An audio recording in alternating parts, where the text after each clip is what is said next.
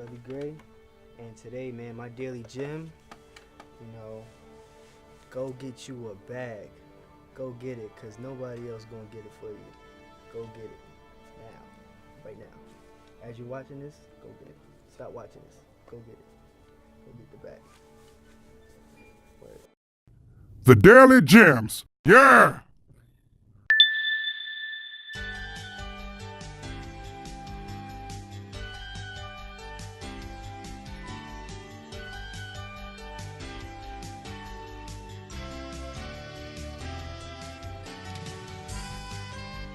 So yo, Levy Gray, artist, producer, Harlem, New York. Feel me? Okay, all right. So, growing up in Harlem, what were some of your influences to lead you into a life of music? Man, fashion was like a big thing. Jerseys, oversized jerseys, and like throwbacks, and like seeing videos of like Dipset, Max B, and all those guys like influence. You know what I'm saying? And like that's that and basketball go hand in hand. So that all influence made me what I am today. Okay, all right. So the hood trifecta, slink, clack, rock, or have a wicked jump shot. Yeah. But specifically in the production aspect, how did you end up becoming a producer? Man, that's a funny story. It started from Guitar Hero. Oddly enough, like that turned into getting a real guitar, real drum set. That turned into getting a beat machine and a bunch of programs, and here we are. Okay, all right. So what influences do you think you have outside? Would you say you have outside of just direct music? Like, you touched on fashion, but what are you feeding your mind? What do you watch? What makes you? I'm a big fan of like movies, visuals. I like horror movies a lot, just mainly for the score of it, the air candy. You know what I'm saying? And action movies is pretty cool too. Anything that's super like suspenseful. Okay, so what's some of your favorite horror films? I mean, it's a lot, man. Favorite action film though, 300, all time, all time. All right. What part of the day or what place do you feel is your creative zone? Like, if, just to express the point a little better, when do you feel you're at your most creative? At 2 a.m. Everybody sleep, you know. It's not a lot of noise outside, and I could just zone in because I live in Harlem, so New York City. Period. There's a lot of noise all the time. It's not quiet like the South or anything like that. So that's the best time for me to work. No distractions. Okay, so how long have you been doing music? I've been doing music for about 5 years. Taking it seriously with you know, engineering my own stuff, producing my own stuff, writing, recording, everything. Been at it for about 5 years. Okay, so if you could go back 5 years to talk to young Levy, what advice would you give yourself for the next 5 years? Patience. I feel like without patience, you do desperate things, and sometimes that don't always work out in your favor. So, there's definitely times where I felt like things weren't moving as fast as I wanted to, and that's just patience. You gotta have patience. It's gonna happen. Do you feel like because of social media and a lot of outside influences, artists are always putting themselves in comparison with other people and what their progress is? Yeah, definitely, because you see it every day. You wake up, your phone is right next to you. You look up, scroll down, you see different artists doing different things and all that. And everybody has their own path and, their own time. So, you gotta just, like, stay patient. Your time is gonna come, and just be ready. How do you keep yourself from getting immersed in all of that, though? It's hard. It ain't easy, but you just gotta understand. I'm sure they went through it too. I'm sure Jay-Z had a time where like he felt like things weren't moving, as fast. In his time it wasn't no social media, but you just gotta stay focused on yourself and just follow your own path. You know. Everybody knows about chopped cheese, right? Oh You yes. know, so what are some of the things that you think are dope from your zone that a lot of people might not know about? Some of the things that might be slept on. I mean, if you're gonna get a chopped cheese, you gotta get it from Harlem. You know what I'm saying? Um, Harlem, best barbers, best ball players. You know what I'm saying? Like, Oh, that's I cool. like, Harlem's where it's at, man. Fly, you know, the whole fashion, the whole swag. That's all Harlem. It's a lot of legends that come from Harlem. Yeah. So, what do you feel that you bring to the game, maybe that's different from your predecessors, and also paying tribute to like the lineage of Harlem, being a Harlem cat? I think my musical background is what really sets me apart because before I started making the music that I make today, I used to make rock music, and I used to like sit there and like play guitar, play drums, and all that stuff. That's all a direct influence from like Guitar Hero. You know what I'm saying? And like I try to blend that into what I listen to. I listen to a lot of Sade, a lot of Metallica. Those are two completely different things. But when you fuse that together with some 808s and some Harlem influence, you know, it's a whole nother sound. Okay, that definitely is a whole nother sound. What do you say? What would you say your shows are like? What would you say your audience is like? What's the vibe at one of your performances? Uh, Super like energy is high. Energy is super high, and that's not only just just turn up trap records. We can sit here and do a house music set. You know what I'm saying, and still keep that energy high. It's all about energy.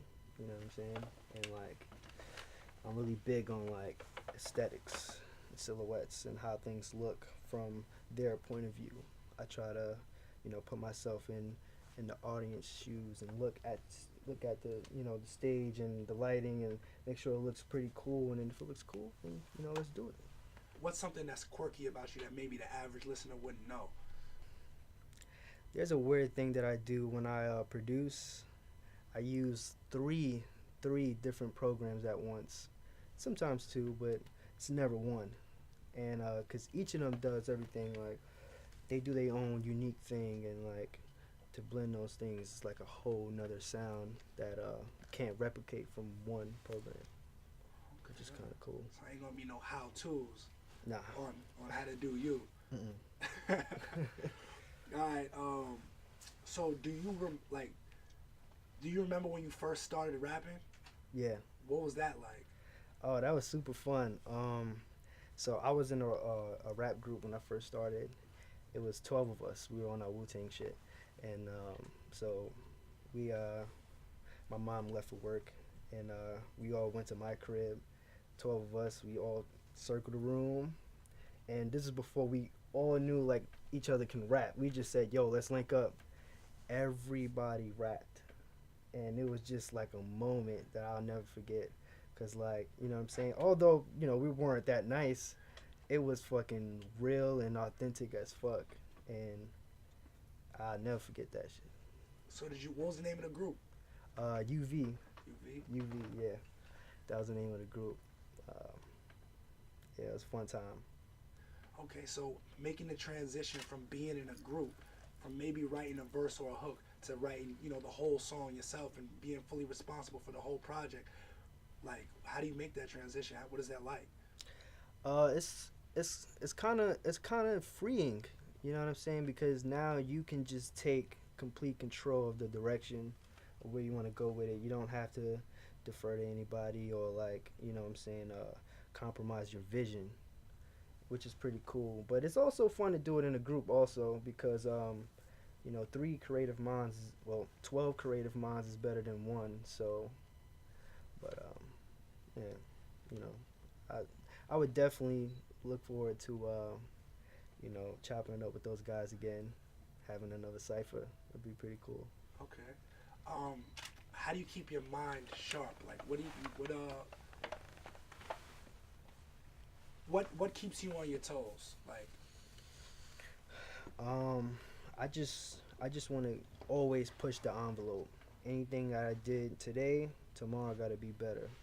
Whether it's how I produce, what I write, how I mix. I'm always trying to get better. I feed myself with like as much knowledge as possible. You know, I'm like a sponge. So whenever I'm around my OGs or like even when I'm on YouTube and I'm looking up tutorials, I do that often. You know what I'm saying? Just to make sure I'm on point. So you're self-taught. Yeah. Okay. What does it take to be a self-taught artist in the world that we live in now? Like the independent route is seeming like the best route for someone. Yeah, without a doubt. So, what would you say? Was it a natural progression, just becoming a self-taught independent artist, or how did that go? Well, I mean, it's just like, yo, you don't have to rely on anybody. You don't have to be on anybody's time. You're on your own time. However long that takes, so be it. But I started making beats really because I couldn't find any more cool shits on YouTube. I done saw every type beat there is, and like trying to hit up producers and they busy. Some is not in town. You could just take matters into your own hands and you know, cause I'll be damned if I blame somebody else for me not being productive or on my A game. Okay. It sounds like the actual process of making music is really personal to you. Yeah. Where do you create? Home. That's the best place to create. You can't get more comfortable than home. So, I'm not really a big fan of like big fancy studios. Um, I probably do it once in a while when I have guests come over or artists come over. But most of the time, I just like being in my own space. I can wake up 2 in the morning, 3 in the morning, and work on some music, lay down for like 10 minutes, play some 2K, then get right back to it. You know what I'm saying? And I'm comfortable. I'm in my basketball shorts, my sandals. You know what I'm saying? I'm comfortable. All right. So like nowadays, but with also being an independent artist and working on yourself like that, um, comes the need to promote yourself, network yourself, do all of those things. How have you been able to manage the different hats that you have to wear as an independent? Well, being an independent, that's a full-time job. You got to be on it. Everything you do got to be towards that. And, you can't do it alone. I have a strong management team behind me and a strong, friendship with, like, different artists coming up. So, yeah, man. It's a full-time job. Got to be ready for it. Alright, so recently I seen that you put out a record with T Pain. Give us the backstory on that and how that record came about. Oh, so yeah, the thing with Pain, shout out to T Pain for getting on that. But yeah, I'm signed to Cinematic, so T Pain is signed to Cinematic, and I'm just working, and the idea came about. Well, Johnny Shipes with getting Pain on the record, and I didn't know how long that was gonna take, and it was getting to a point where I'm like, damn, I'm gonna have to put out the record without him. And then it was one night I had a session at Cinematic, and Johnny came in, and he's like, yo, what's the name of the record? You want to Paint on? I'm gonna call him right now. And I said For Me, and then that's the title of the song. And then he plugs up the aux cord just to make sure it's the right one I'm talking about, and all I hear is T Pain going fucking crazy on the record. And it was super crazy because I wasn't expecting it. I didn't think it was going to happen, to be honest with you, but I'm glad it worked out. Word. Shout out Pain. Alright, so since like making that transition from I guess you could say being independent to like actually like having a backing with Cinematic, like how has that transition been like differently, like going from everything like mainly being on yourself and like now having that I guess it might not be as big of a machine as a Def Jam or whatever, but referring back to like artists like the Joeys and things like that, like we've seen like what it's managed to do for like people like those, like artists like those. How has Cinematic has been playing a part in the evolution of Levy? So the transition was it was smooth because those guys have the same mindset that I have. You know, that independent mindset. You know, we're gonna get things done, and we're gonna force majors, or you know, we don't need majors, but if anything, we're gonna force them to come to us. We don't need them in this day and age. So, you know, the transition was smooth because you know we just gelled as soon as we met, and they've been helping out with like you know, just getting my awareness up. You know, keeping me busy, and you know, it's a good relationship with them. Levy Gray, and today, man, my daily gym. You know, go get you a bag. Go get it, cause nobody else gonna get it for you. Go get it now, right now. As you're watching this, go get it. Stop watching this. Go get it. Go get the bag. Word. On the next episode of Above the Radar, we've got